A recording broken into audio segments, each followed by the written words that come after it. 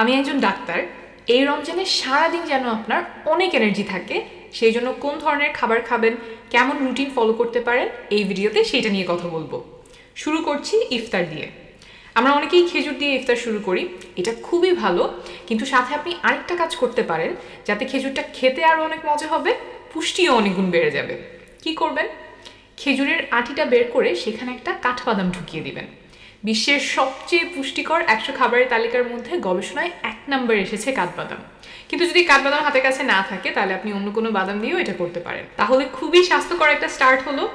এরপর অবশ্য অনেকেই একটা কাজ করেন যেটা স্বাস্থ্যের জন্য তেমন ভালো না, সেইটা হলো চিনির শরবত বা চিনি দিয়ে বানানো জুস খাওয়া। এর পরিবর্তে কি করবেন? পানি খেতে পারেন, আর যাদের সুযোগ আছে তারা ডাবের পানি খেতে পারেন।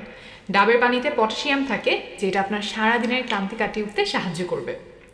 কেন আমি চিনি দিয়ে বানানো শরবত খাওয়া এড়িয়ে যাওয়ার পরামর্শ দিচ্ছি? আমাদের শরীরে আলাদা করে চিনি খাওয়ার কোনো প্রয়োজন বা উপকারিতা নেই, বরং অতিরিক্ত চিনি খেলে নানান স্বাস্থ্য সমস্যা দেখা দেয়।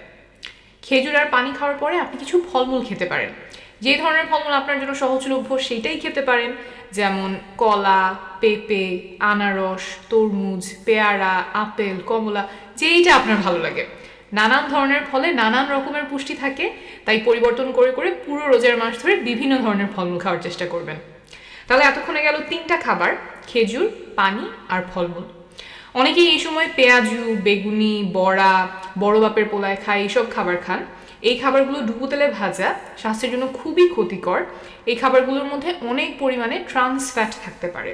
ট্রান্স ফ্যাট হচ্ছে সবচেয়ে বিপজ্জনক ধরনের ফ্যাট। এই ফ্যাট অল্প পরিমাণে খেলেও শরীরে অনেক বড় ক্ষতি করে।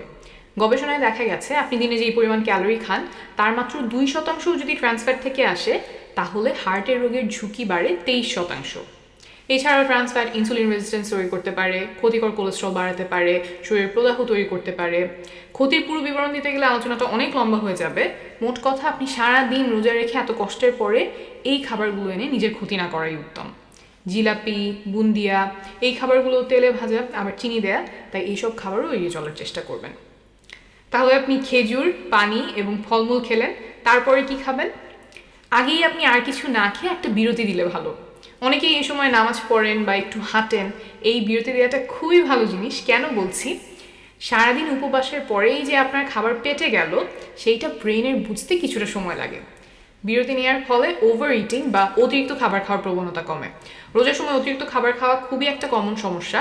এই কারণে অনেকের গ্যাস্ট্রিকের সমস্যা দেখা দেয়, আবার অনেকের ওজন বেড়ে যায়। যারা রোজার সময় ওজন কমাতে চান তাদের জন্য এই বিরতি নেওয়াটা খুবই উপকারী হবে।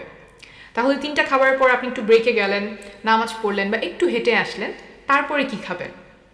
এই সময় আপনার প্লেটটা মনে মনে 4 ভাগে ভাগ করবেন। অর্ধেক প্লেট জুড়ে নেবেন সবজি আর ফলমূল, বাকি যে অর্ধেক সেইটার অর্ধেক অর্থাৎ 4 ভাগের 1 ভাগে আপনি নেবেন লাল চাল বা ঢেকি ছাটা চালের ভাত অথবা লাল আটার রুটি।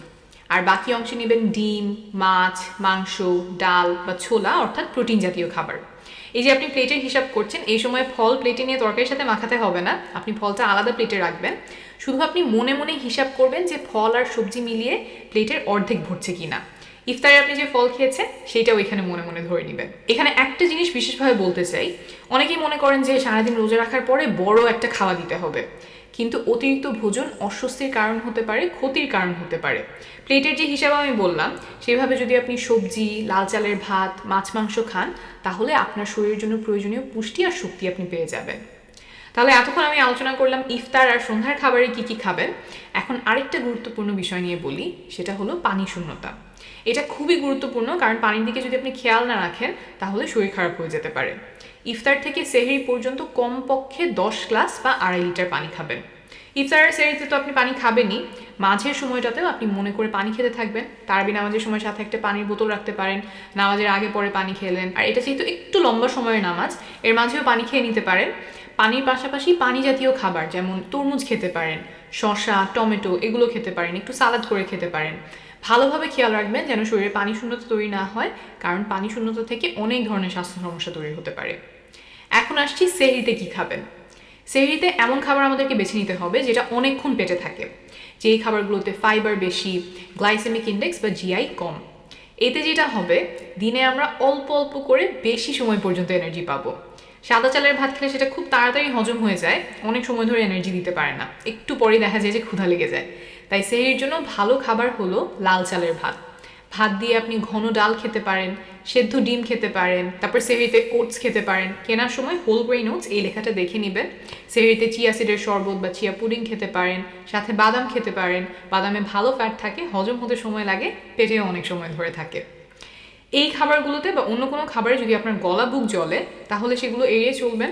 অনেকেই সেহরিতে অতি ভোজন করেন, এটা গ্যাস্ট্রিকের কারণ হতে পারে, যেটাকে আমরা ডাক্তারি ভাষায় বলি গ্যাস্ট্রোএসোফেজিয়াল রিফ্লাক্স ডিজিজ।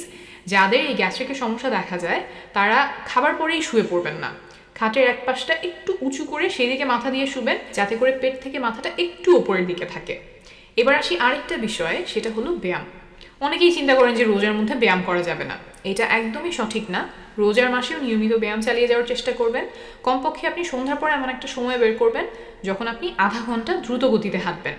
সপ্তাহে সব মিলিয়ে যাতে কমপক্ষে 2.5 ঘন্টার ব্যায়াম হয়। যদি আপনি ইফতার আগে ব্যায়াম করতে চান সেটাও করতে পারেন, সকালে যোগা বা যোগ ব্যায়াম করতে পারেন। মোট কথা সুস্থ থাকতে শরীরচর্চা বা ব্যায়াম চালিয়ে যেতে হবে। ভিডিওতে আমি মোট 4টা বিষয় নিয়ে আলোচনা করলাম: ইফতার, সেহরি, পানি শূন্যতা ঠেকানো আর ব্যায়াম। এই 4টা বিষয় যদি আপনি মনোযোগ দিতে পারেন তাহলে আশা করছি আপনার একটা স্বাস্থ্যকর এবং এনার্জেটিক রমজান কাটবে। আপনার এবং আপনার পরিবারের সুস্বাস্থ্য কামনা করছি।